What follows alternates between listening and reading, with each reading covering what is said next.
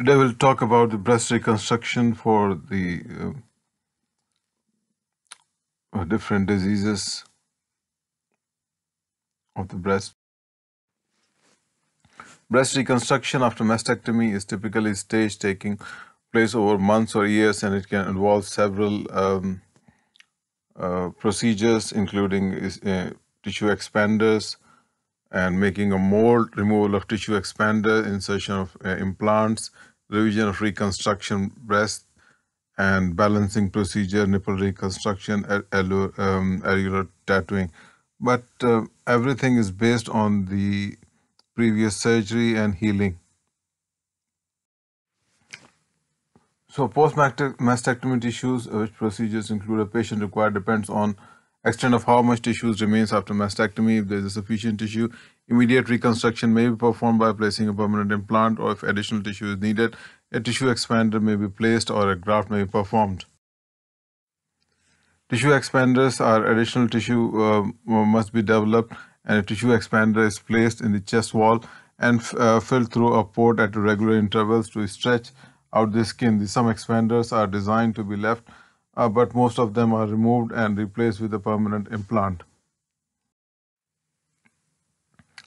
Tissue grafts are used when more bulk is needed to reconstruct the breast mount.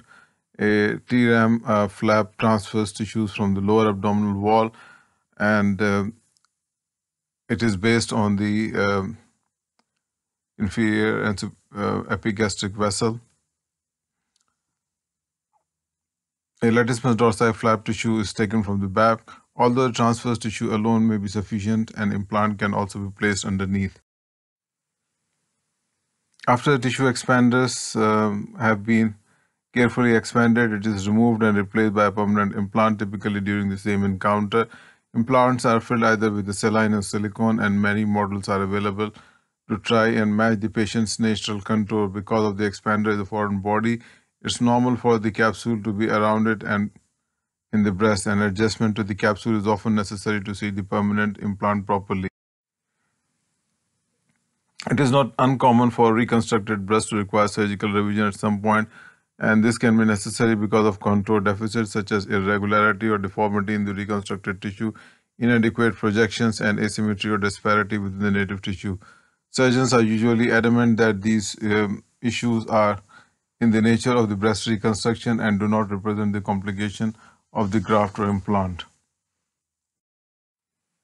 Unlike the contour deficit, asymmetry and capsular contracture is a complication of the implant. A thin capsule forms around all implants, and a contracture is when the capsule thickens abnormally to form a scar tissue around the implant and becoming hard and painful. And capsular contracture may require capsulotomy or capsulotomy of the reconstructed breast. A fat necrosis is a complication of the T-ram flap. Fat within the flap becomes ischemic due to inadequate blood flow, and it hardens and must usually be excised. Balancing procedure. As an alternate to revising the reconstructed breast, or sometimes in addition to it, procedures are also performed for the native breast, and this include augmentation, reduction, mastopexy for a small, larger, or ptotic native breast for balance between the reconstructive breast. Nipple reconstruction is usually performed via the skin graft. Common techniques include the skate graft, top head graft, or star graft. The nipple reconstruction is usually delayed for several months after the breast mount reconstruction to allow the new breast time to settle. Areolar reconstruction can also be performed by grafting, or through tattooing is much more common. The point of reconstruction following mastectomy is obviously not to restore the function, but it does not need to be. And the point of breast reconstruction is to make the patient whole again. Thank you very much. Hope you have enjoyed the lecture. If you have any questions or queries, please let me know.